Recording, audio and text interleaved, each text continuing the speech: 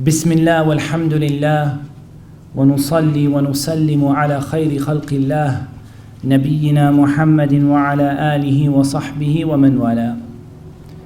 All praise is due to Allah, and we send salutations upon the Messenger of Allah sallallahu alaihi wasallam and upon his family and his companions.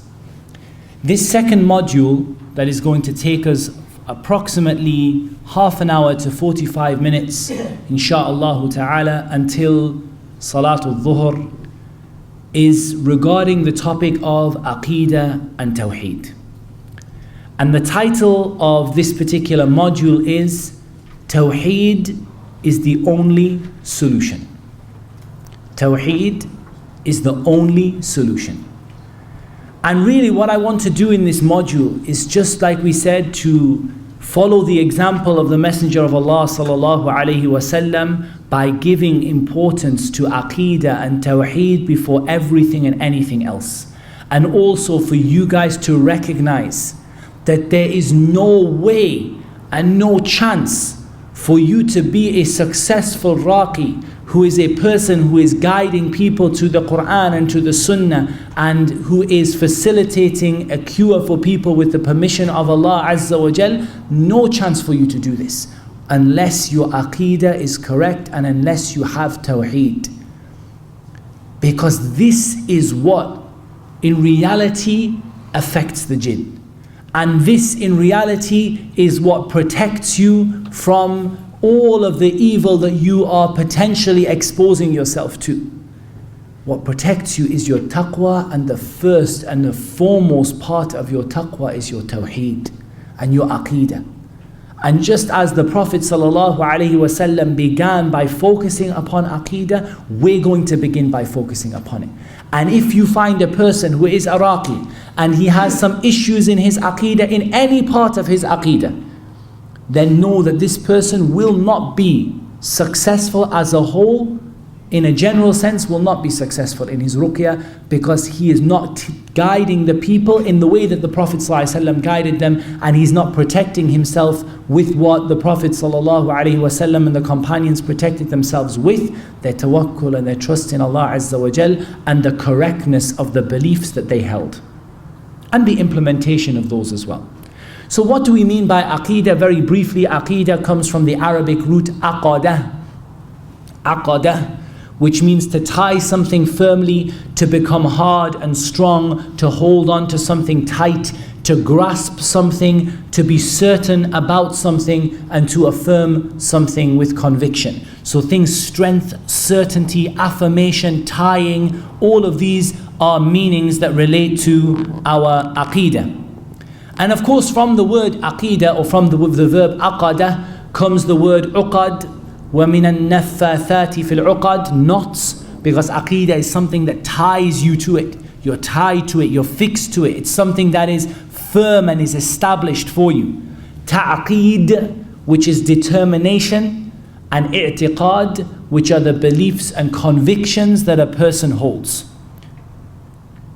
As for our Aqeedah in Islam, it is those matters that are known from the Qur'an and the sound ahadith, which a Muslim must believe in his heart in acknowledgement of the truth of Allah and His Messenger sallallahu alaihi wasallam. Those matters that are known from the Qur'an and the authentic Sunnah. So where do we get our Aqeedah from? From the Qur'an and from the authentic Sunnah, not from the people, not from what we hear, not from blindly following an individual. We get our Aqeedah from the Qur'an and the authentic ahadith. Those matters which are known from the Qur'an and the authentic ahadith, which a Muslim must believe in his heart. Because your Aqeedah, it is like your heart is a box. What are you going to choose to put into it? And this box is going to identify you as a Muslim. This is my box, this is who I am. Look at my heart, this is who I am. Those beliefs that you put into your heart and you say, this defines me as a Muslim, this is your Aqeedah. in acknowledgement of the truth of Allah and His Messenger sallallahu alaihi wasallam, because the matters of aqeedah are those matters which relate to acknowledging the truth of Allah and His Messenger sallallahu alaihi wasallam. From this are the 6 pillars of faith: our belief about the companions, our belief about Iman, that it comprises belief and statements and actions, and that it increases by obedience to Allah and decreases by sin, our belief about obedience to those in authority. All of these things are from our aqeedah. But our aqeedah doesn't stop in the heart. Many people make this mistake. They say, his aqeedah is good, even though his methodology is terrible. His aqeedah is good. But the ulama, our ulama, and the ulama of the Salaf did not used to make this 100% distinction in this way. They used to say that the aqeedah is what you put in the heart, and the aqeedah demonstrates itself on the limbs. Because there is what Shaykh al-Islam Ibn Taymiyyah rahimahullah called talazum bayn al-zahiri wal-batin. There is a link between a person's inner self and a person's outer self. Where did he get this from? Ala inna fil jasadi mughdah idha saluhat saluha al-jasadu kullu wa idha fasadat fasada al-jasadu kullu ala wa hiya al-qalb. The hadith in Sahih Muslim and others, in the 40 hadith of Imam al-Nawawi rahimahullah, in which the Prophet ﷺ said, indeed in the body there is a piece of flesh. If it is correct, the whole body will be correct. And if it is corrupt, the whole body will be corrupt. And it is the heart. So we must look at what we're putting into this box. Look at what it is that we're defining ourselves by. You are saying, this is me as a Muslim. Everyone, go to a Shia ma'bad, to a Hussayniyah. They all say that they're Muslim. Go to Ahmed Qadiani Masjid, they say that they are Muslim. Go to the Ismailiyun, they say that they are Muslim. Go to the likes of the Batiniyah and the Nusayriyah and the Duruz and these guys, like the guys in Syria, like Bashar al-Assad qatalahullah, and these people. And what do they say? They say we are Muslim. What kind of a Muslim are you? This is your aqeedah. This is what defines you as a Muslim. This is what makes you a person who is beloved to Allah, or a person who is cursed by Allah Azza wa Jal. Muslim, everyone throws the title around. But what kind of a Muslim are you? This is your aqeedah. It defines you as a Muslim. All of the messengers began by teaching aqeedah. We have heard the ayah, وَلَقَدْ بَعَثْنَا فِي كُلِّ أُمَّةٍ رَسُولًا أَنِ اعْبُدُوا اللَّهَ وَاجْتَنِبُوا الطَّاغُوتِ. We sent to every nation a messenger saying, worship Allah and avoid the false gods.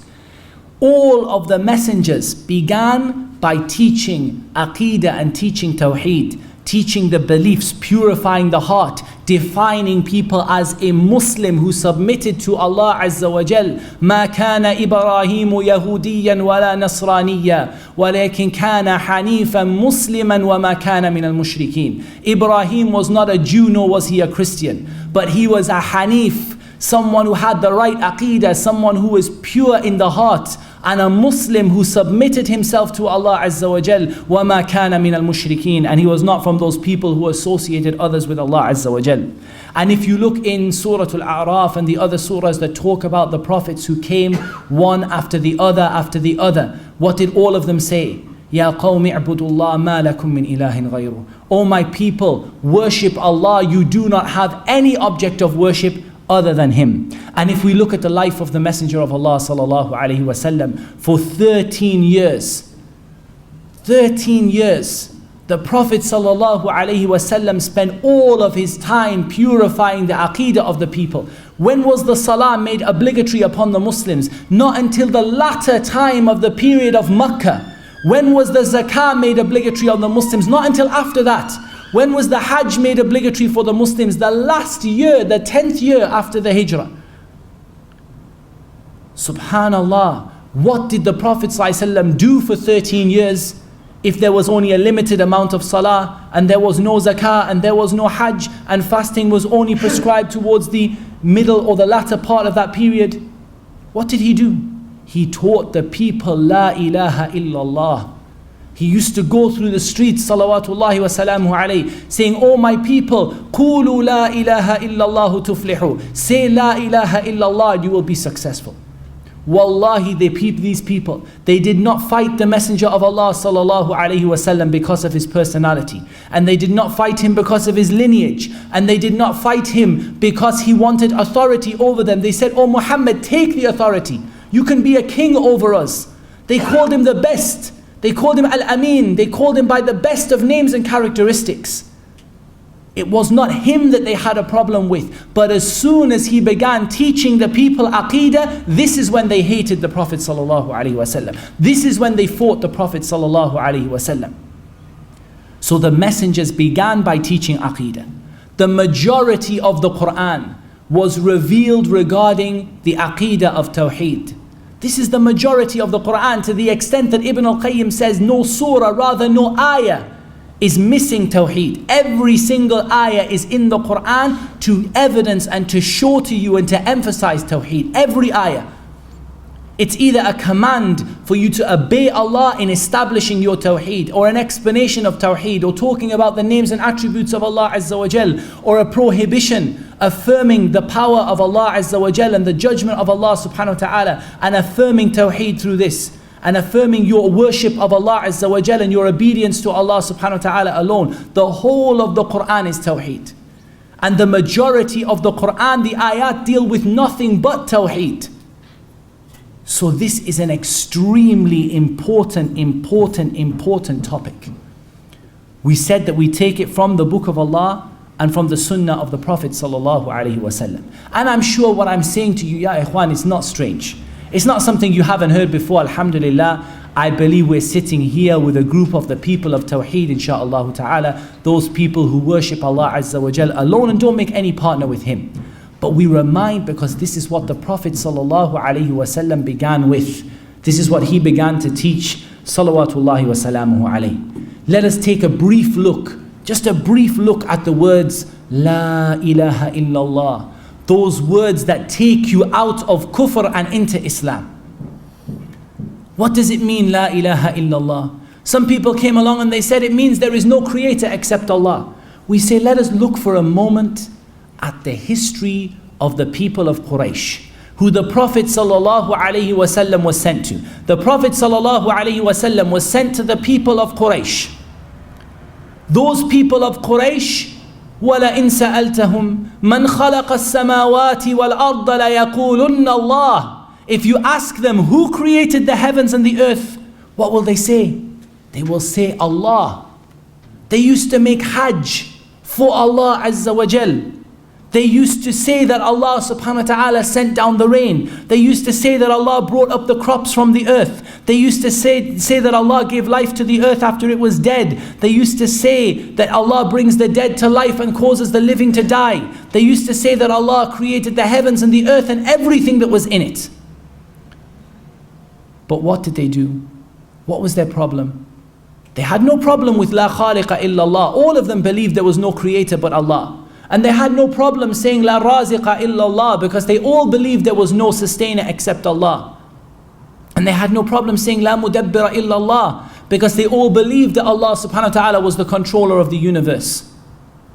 فَأَنَّا يُؤْفَكُونَ. What is it that deluded them? What is it that misguided them? It was the fact that they attributed some of their worship to other than Allah subhanahu wa ta'ala.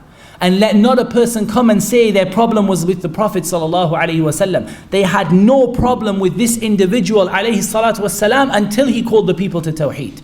And as soon as he called the people to Tawheed, he was from the worst of the people in their eyes, and they didn't hate anybody more than him. Before this, they loved him as much or more than anyone in their society. It was not Muhammadur Rasulullah sallallahu alaihi wasallam that they had a problem with, but their problem was worshipping Allah Azza wa Jal alone.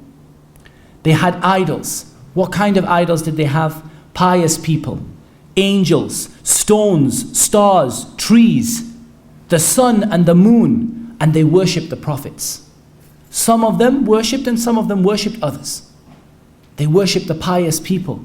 What's the evidence they worship the pious people? أُولَٰئِكَ الَّذِينَ يَدْعُونَ يَبْتَغُونَ إِلَىٰ رَبِّهِمُ الْوَسِيلَ أَيُّهُمْ أَقْرَبُ. They are those people who you call upon besides Allah. They themselves are calling upon Allah, begging Allah Azza wa Jal to make them near to Him and asking Allah subhanahu wa ta'ala for His mercy and fearing His punishment.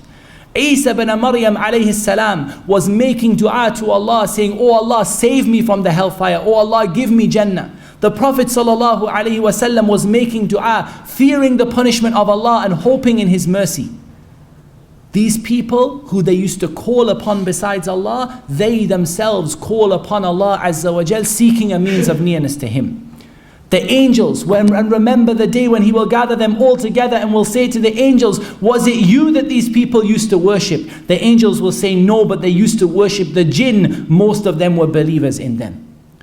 The people used to worship the stones. أَفَرَأَيْتُمُ اللَّاتَ وَالْعُزَّى وَمَنَاةَ الثَّالِثَةَ الْأُخْرَى. Have you seen Al-Lat and Al-Uzza and Manat the third, the other one?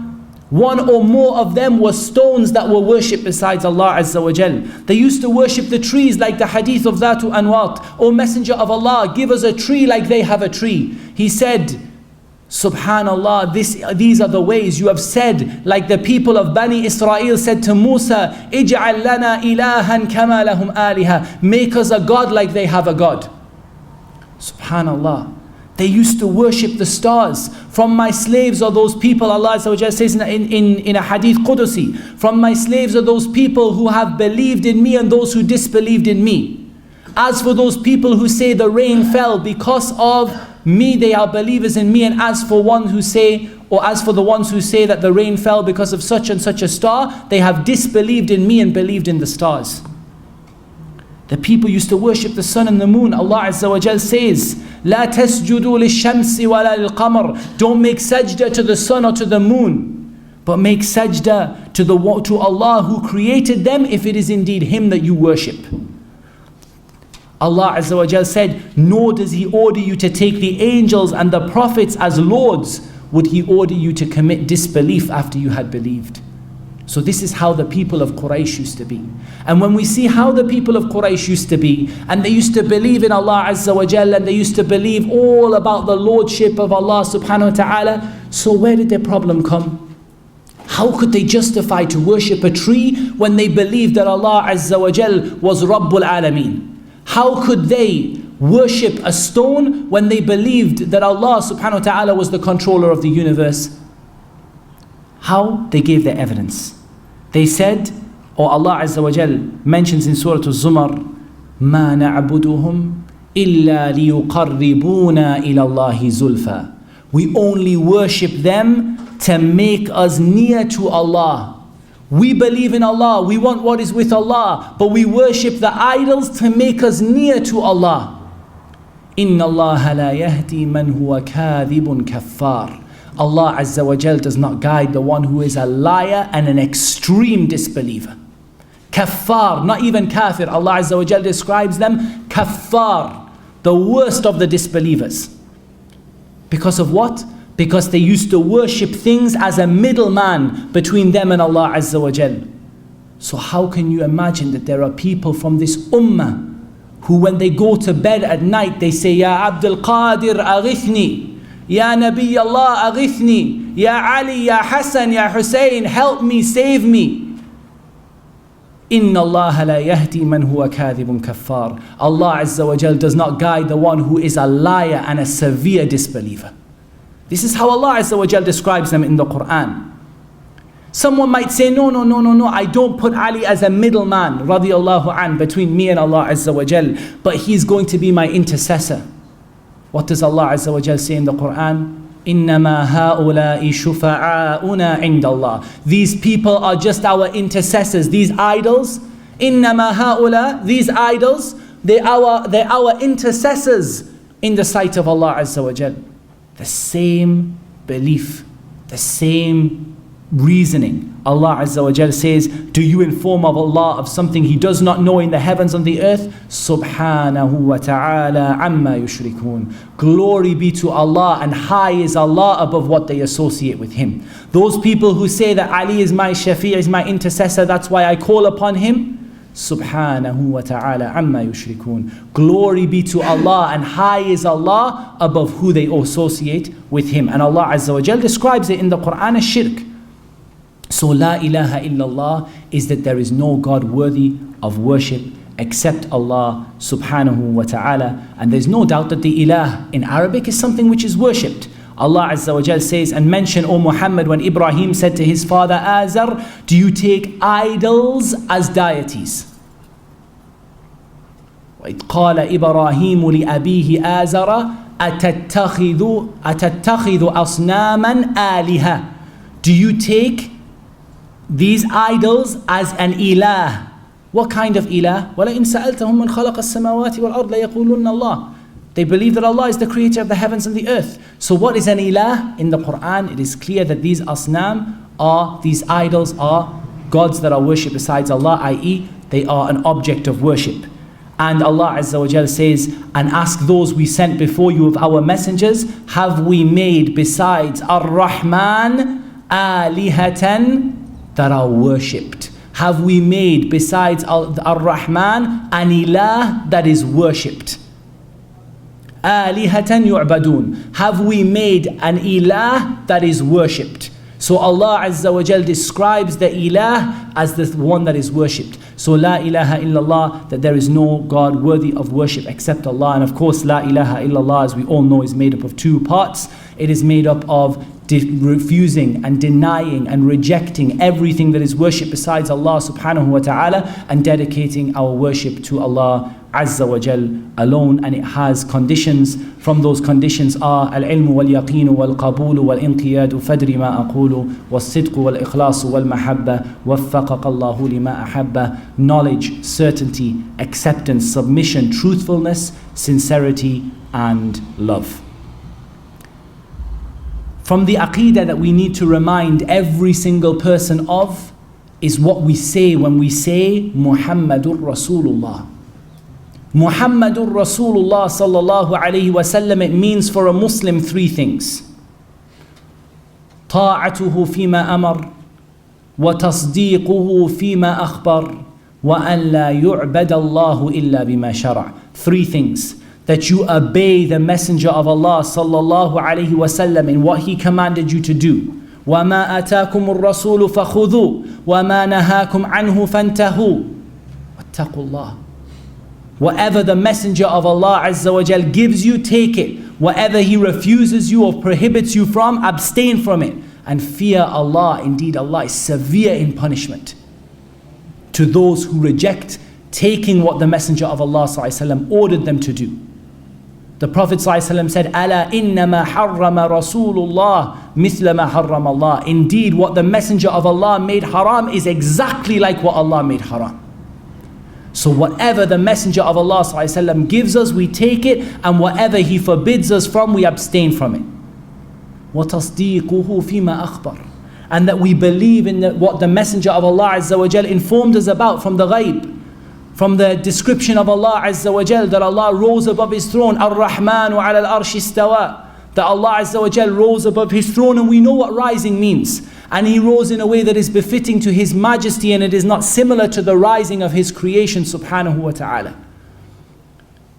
What he informed us about Allah Azza wa Jal, what he informed us about Jannah and about the hellfire, what he informed us about the angels and about the jinn, what he informed us about what will happen in the future, all of these things are from the ghaib that the Prophet ﷺ informed us about by the command of Allah Azza wa Jal. وَمَا يَنْطِقُ عَنِ الْهَوَىٰ إِنْ هُوَ إِلَّا وَحْيٌ يُوحَىٰ. He doesn't speak from his own desire, it is only a revelation that is revealed. And finally, we understand that the meaning of Muhammadur Rasulullah, أَلَّا يُعْبَدَ اللَّهُ إِلَّا بِمَا شَرَعَ. That you only worship Allah in the way that the Prophet sallallahu alaihi wasallam taught you to do so. Al-Imam Malik, rahimahullah, he said, Man za'ama, whoever has the false impression that there is such a thing in Islam as bid'atan hasana, as a good bid'ah, he has accused the Messenger sallallahu alaihi wasallam of betraying the amana. Subhanallah.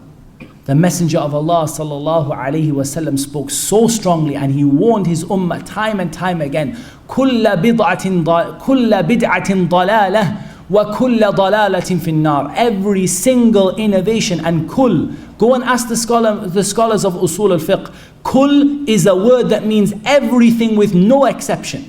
Every single bid'ah is misguidance, and every single misguidance is in the hellfire. Al-Imam al-Barbahari and some of the others commented on this, and they said it's the innovation and its people are in the hellfire. Subhanallah.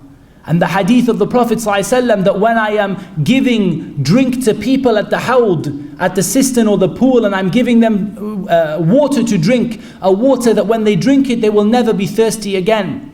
When I'm giving them water to drink, I will see a group of people from my ummah, and I will say, Ummati, Ummati. My ummah, come drink from me. And then a wall will be struck down between us. And I will ask, what is this wall? What is this? What's happened? And they will say, إِنَّكَ لَا تَدْرِ مَا غَيَّرُوا بَعْدَكَ. You don't know what they changed and innovated in the religion after you. And the Prophet ﷺ will say, سُحْقًا لِمَنْ غَيَّرَ بَعْدِي. Get out of my sight, the one who changes something in the religion after me. So we only worship Allah Azza wa Jal in the way that the Prophet ﷺ showed us. And of course, all of this is incredibly important and appropriate for us when we are giving and performing ruqyah, that we make sure that we have that belief in Allah and His Messenger, the belief in those matters of the unseen. Of course, we only in our ruqyah do this action in the way that is in accordance with the principles of the sunnah of the Prophet sallallahu alaihi wasallam. Of course, the first and foremost thing that we protect ourselves with is our trust in Allah Azza wa Jalla and our Tawheed of Allah subhanahu wa ta'ala. And the first, like we said, the protection that the Raqi has, this is taqwa. Because taqwa is when you put something between you and between something that you fear. So when you have something you're scared of, and you put something in between the thing that you're scared of, this is taqwa. To put a barrier between you and something you fear. And the greatest form of taqwa in Islam is Tawheed. La ilaha illallah Muhammadur Rasulullah sallallahu alayhi wa sallam. This taqwa, what does Allah Azza wa Jal say? وَاتَّقُوا اللَّهَ وَيُعَلِّمُكُمُ اللَّهِ. Fear Allah, and Allah Azza wa Jal, have taqwa of Allah, and Allah will teach you. And Allah Azza wa Jal says, وَمَن يَتَّقِ اللَّهَ يَجْعَلْ لَهُ مَخْرَجًا. Whoever fears Allah, He will make for him a way out of every difficulty. As a Raqi, you will be in situations where you have no idea what is going on. وَاتَّقُوا اللَّهَ وَيُعَلِّمُكُمُ اللَّهِ. Have taqwa of Allah, have this tawheed and the obedience of Allah, and avoiding the prohibitions of Allah with the right intention according to the sunnah of the Prophet sallallahu alaihi wasallam. Allah Azza wa Jal will teach you what you need to know. Allah Azza wa Jal will make you out a makhraj, a way out from this difficulty that you're in. And there are so many ayat in the Qur'an in which Allah Azza wa Jal talks about taqwa. وَتَزَوَّدُوا فَإِنَّ خَيْرَ الزَّادِ التَّقْوَى. And when you go to take a provision for your journey, the best thing that you can take with you is taqwa. Subhanallah. So this taqwa, it begins with our aqeedah. We need to have knowledge and action, ya ikhwan. From our aqeedah is that it's not enough to simply keep things in your heart. Iman is not simply something which resides in the heart and remains in the heart. Iman is what begins in the heart, and the actions and the limbs and the speech give truth to it. Your prayer is iman. Your zakah is iman. Your ruqyah is iman. And it increases you in iman. You have to have knowledge along with action. What does Allah Azza wa Jal command the Prophet sallallahu alaihi wasallam? فَاعْلَمْ أَنَّهُ لَا إِلَهَ إِلَّا اللَّهُ وَاسْتَغْفِرْ لِذَنْبِكَ. Know that there is no God worthy of worship except Allah. Have your tawheed, and then act. And then seek forgiveness for your sins. And Allah Azza wa Jal says, say, are those who know equal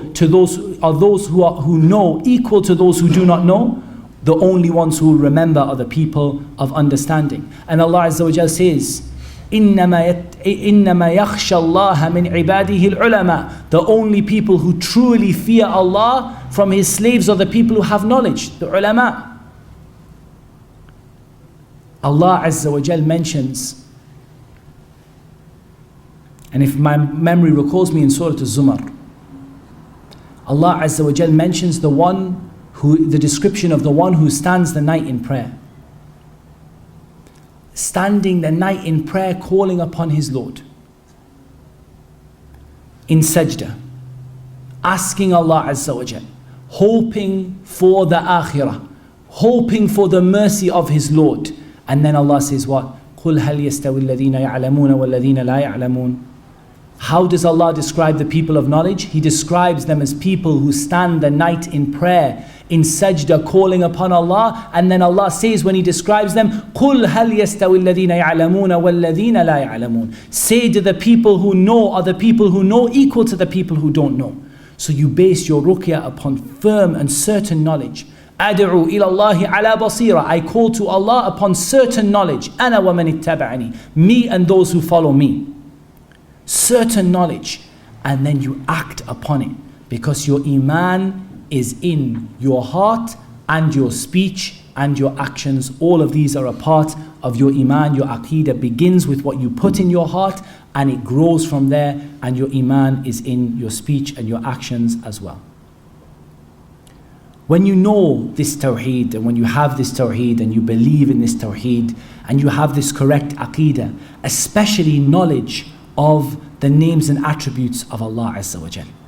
When you know that Allah Azza wa Jal has infinite power and Allah subhanahu wa ta'ala has severe punishment, you fear for yourself, and you don't fear for that of that jinni. You're not scared of that jinni who is there, even if there's 1,000 of them, because you know that the power of Allah Azza wa Jal is infinite. And you know that the fear of Allah you have in yourself and the punishment of Allah Azza wa Jal, you are sitting doing ruqyah, fearing your sins, not fearing that jinn. Because wallahi, that jinn is not going to hurt you. Wallahi, if Iblis came with all of his army, and another army after that, and another one after that, they would not be able to hurt you, not even to move a hair on your head. But what will hurt you and what will destroy you is your disobedience to Allah Azza wa Jal. As Ibn Taymiyyah mentioned in the ayah, in the narration regarding al-jihad fi sabilillah and ruqyah. When you know that Allah Azza wa Jal hears and sees everything, it makes you firm upon the religion. Aisha radiallahu anha said, glory be to the one whose hearing reaches every sound. When you know that Allah Azza wa Jal sees and hears everything that you do, it changes you as a person. When you know that Allah Azza wa Jal accepts the repentance of everyone, you don't ever fear that you're going to get to a stage where Allah is never going to accept your tawbah. And you rush to make tawbah, you rush to repent. قُلْ يَا عِبَادِيَ الَّذِينَ أَسْرَفُوا عَلَىٰ أَنفُسِهِمْ لَا تَقْنَطُوا مِنْ رَحْمَةِ اللَّهِ. Say, O my slaves who have transgressed against themselves, don't despair of the mercy of Allah. This is what you teach your patients. This is what you practice yourself. You get knowledge. You practice it, you call people to it, and you're patient as a result of what happens to you. When you know that Allah Azza wa Jal is shy, Allah subhanahu wa ta'ala is shy when a servant raises their hand and calls upon Him to return them empty. How can you think Allah will not answer your dua? You will get to times in ruqyah where it will be hard, and you'll be trying to do ruqyah time and time, and you don't find a way out. But you know when you raise your hands to Allah Azza wa Jal, Allah is shy to return your hands empty.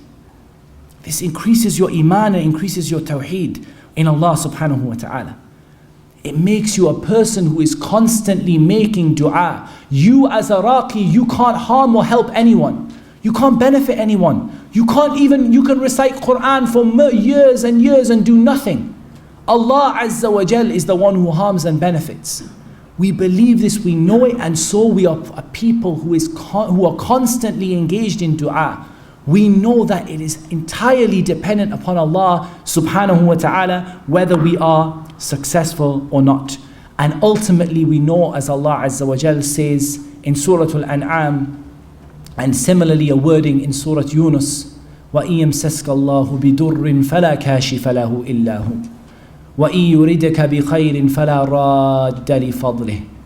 If Allah Azza wa Jal wants to cause you harm, there is nobody that can remove that harm except from Him. وَإِن يُرِدْكَ بِخَيْرٍ فَلَا رَادَّ لِفَضْلِهِ. And if He wants good for you, who is there that can refute and that can repel the good that Allah Azza wa Jal wants for you? And Allah Azza wa Jal says in Surah Al-An'am, وَإِن يُرِدْكَ بِخَيْرٍ وَإِن يَمْسَسْكَ اللَّهُ بِضُرٍّ فَلَا كَاشِفَ لَهُ إِلَّا هُوَ وَإِن يَمْسَسْكَ بِخَيْرٍ فَهُوَ عَلَى كُلِّ شَيْءٍ قَدِيرٌ. And if Allah Azza wa Jal touches you with good, He is able to do all the things, anything that He wishes. This is what you remind yourself from as a raqi. Me personally, I read this ayah regularly in Ruqyah. Not because it's from the particular ayat of Ruqyah, but to remind myself, وَإِن يَمْسَسْكَ اللَّهُ بِضُرٍّ فَلَا كَاشِفَ لَهُ إِلَّا هُوَ وَإِن يُرِدْكَ بِخَيْرٍ فَلَا رَادَّ لِفَضْلِهِ. If Allah wants to harm me, there's nobody can remove my harm except Allah. And if Allah Azza wa Jal wants good for me, let Iblis come with all of his junud, with all of his army, from the first of them to the last of them. La radda li fadlih. There's nobody that can repel the bounty of Allah Azza wa Jal when it comes. This is the value of your aqeedah. And from the aqeedah that we have to talk about very briefly, we must talk about our aqeedah with regard to qadr and qada. Because qadr and qada, our belief in qadr, this is what distinguishes us as a Muslim in our aqeedah in many things. And atheism, the majority of atheism and agnosticism that is flooding this country today is because of a lack of belief in qadr. What do we believe? We believe that qadr is 4 stages. That Allah subhanahu wa ta'ala knows everything that has happened, and everything that will happen, and everything that would have happened, how would it have been if it happened. Allah Azza wa Jal knows things that are impossible, and Allah Azza wa Jal knows things that are possible. There is nothing that escapes the knowledge of Allah subhanahu wa ta'ala. We believe that Allah Azza wa Jal has written down everything that will happen until the Day of Judgment. And that was not difficult for Allah subhanahu wa ta'ala to do. He has written it in the Lawh al-Mahfuz subhanahu wa ta'ala. We believe that there is no object or action or person or anything in this universe that escapes the creation of Allah Azza wa Jal. He created you, وَمَا تَعْمَلُونَ. He created you and He created the actions that you do.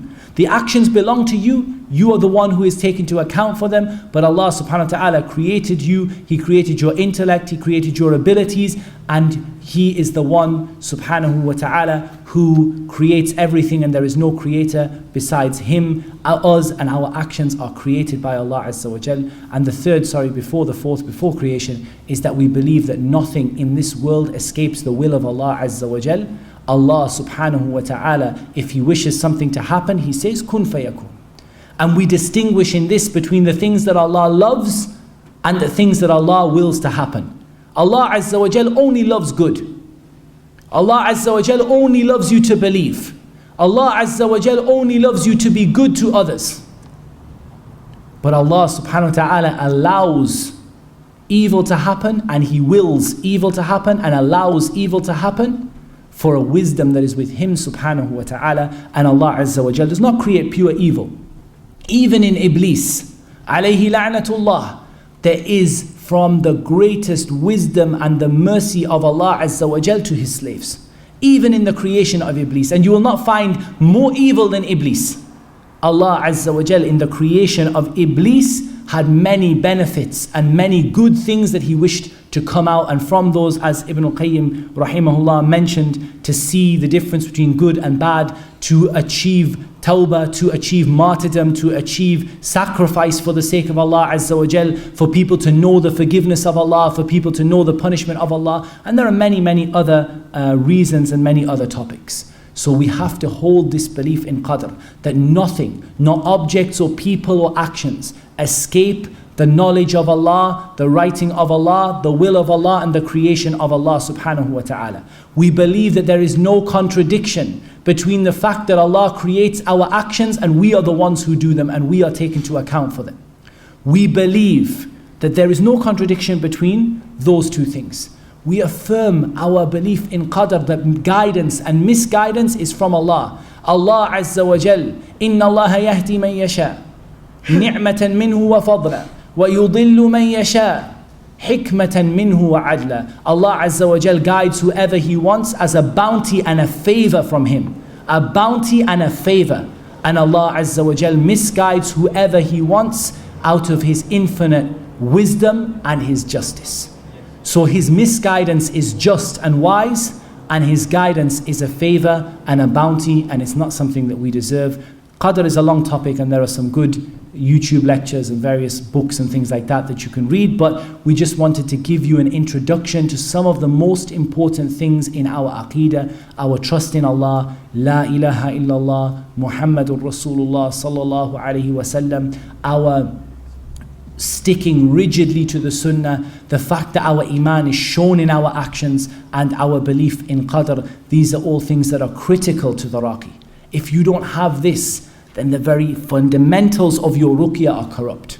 So we need to correct and to purify the people. And the other reason why I think this part of the course is so important is so that you guys can teach this to the people who come to you. So that when this person comes in, you ask them, when they say, why is this happening to me? How can I don't deserve this? You say, Subhanallah. Don't disbelieve in the qadr of Allah subhanahu wa ta'ala. Explain to them. Explain to them the importance of belief in qadr, and the importance of submission and patience, and the importance of being happy about what happens to you, and the importance of thinking good of Allah. يَظُنُّونَ بِاللَّهِ ظَنَّ السَّوْءِ عليهم دائرة السوء وغضب الله عليهم ولعنهم وأعد لهم جهنم وساءت مصيرا. Those people who think evil of Allah, the evil that they think of Allah comes back upon them. And Allah is angry with them, and Allah cursed them, and Allah prepared for them Jahannam, and what an evil destination it is. Subhanallah. So we have this aqeedah in ourselves. We remind ourselves of it again and again and again. We keep it. This is our taqwa. This is our shield. A raqi doesn't go in with a shield made of metal, or a shield made of fiber, or made of plastic that he hides behind. But he hides behind the taqwa of Allah subhanahu wa ta'ala, and the utmost and the foremost thing in the taqwa of Allah subhanahu wa ta'ala is his aqeedah and his tawheed. And from the most important things is his belief in qadr.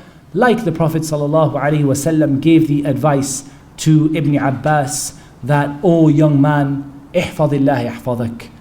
Guard the rights of Allah and the commands of Allah, and Allah Azza wa Jal will guide you. Be mindful of Allah, and Allah will protect you.